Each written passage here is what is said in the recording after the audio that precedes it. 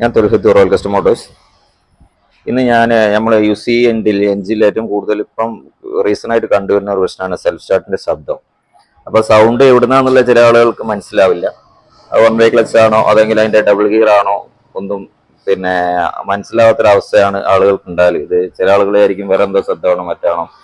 അപ്പോൾ ഇത് കൂടുതലായിട്ട് വരുന്ന കംപ്ലൈൻറ്റ്സ് എന്താണെന്ന് വെച്ചാൽ, ഇത് സെൽഫ് അടിക്കുമ്പം ഒരു സൗണ്ട് വരൽ ഒരു കാരണത്തിന്റെ ടീത്ത് പോയാലാണ് കേട്ടോ.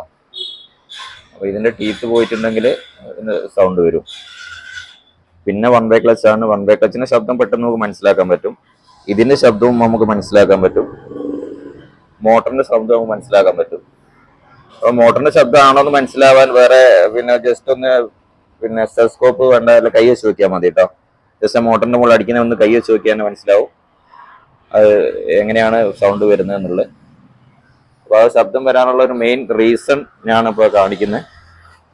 ഇതിന്റെ മാഗ്നറ്റ് മൊത്തം ഇളകി കിടക്കുകയാണ്.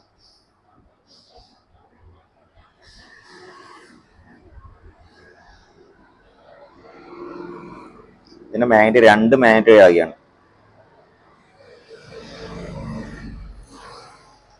അപ്പൊ ഇത് മോട്ടർ കറങ്ങുന്ന സമയത്ത് ചില സമയത്ത് കുറച്ചൊരു വർക്കിങ്ങിന് ഒരു ബുദ്ധിമുട്ടായിരിക്കും ഉണ്ടാവുക. തുടക്കത്തിൽ ഒരു ടെക്നിക്കൽ സൗണ്ട് വരും.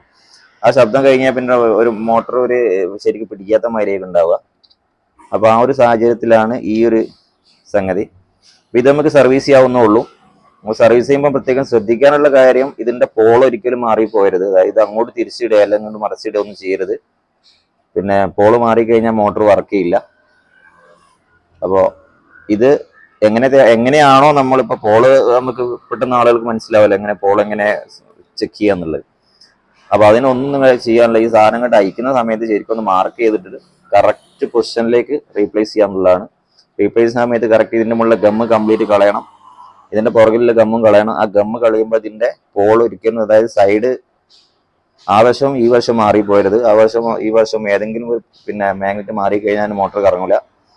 അപ്പൊ അതുകൊണ്ട് കറക്റ്റ് അതിന്റെ പുറകിലുള്ള ഗമ്മ് കംപ്ലീറ്റ് വരച്ച് കളഞ്ഞതിന് ശേഷം നമുക്ക് ഗമ്മ് ചെയ്ത് ഒരു 24 hours ഹോൾഡ് ചെയ്ത് വെക്കണം. ഒരു 24 hours ഇൻറ്റു സർവീസ്, ഒരു 24 hours എങ്കിലും ഇപ്പോൾ ഫാസ്റ്റ് ഡ്രൈവിംഗ് ഇതാണെങ്കിലും കൂടെ ഒരു 24 hours എങ്കിലും മോട്ടോർ ഉപയോഗിക്കാതെ വെക്കുക.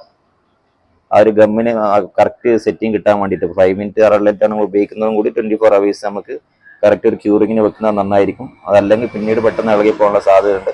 സംഗതി വർക്ക് ചെയ്യും. അപ്പൊ നിങ്ങൾ ജസ്റ്റ് ഒന്ന് ടെസ്റ്റ് ചെയ്തതിന് ശേഷം ഒരു 1 hour അല്ലെങ്കിൽ ഒരു 2 hour ജസ്റ്റ് ഒരു 5 minute റെലറ്റ് ആണ് യൂസ് ചെയ്യുന്നതെങ്കിൽ ഒരു 2 hours വെയിറ്റ് ചെയ്യുക. ഒരു 2 or 3 hours വെയിറ്റ് ചെയ്യുക. 3 hours വെയിറ്റ് ചെയ്തതിന് ശേഷം നമുക്ക് ഇത് ജസ്റ്റ് ഒന്ന് ടെസ്റ്റ് ചെയ്യാൻ വേണ്ടി മാത്രം സെൽഫ് അടിച്ച് നോക്കാം. എന്നിട്ട് പാർട്ടിക്ക് കൊടുക്കുക. എന്നിട്ട് 24 hours ശേഷം ആക്റ്റീവ് ആക്കാൻ വേണ്ടി പറയാം.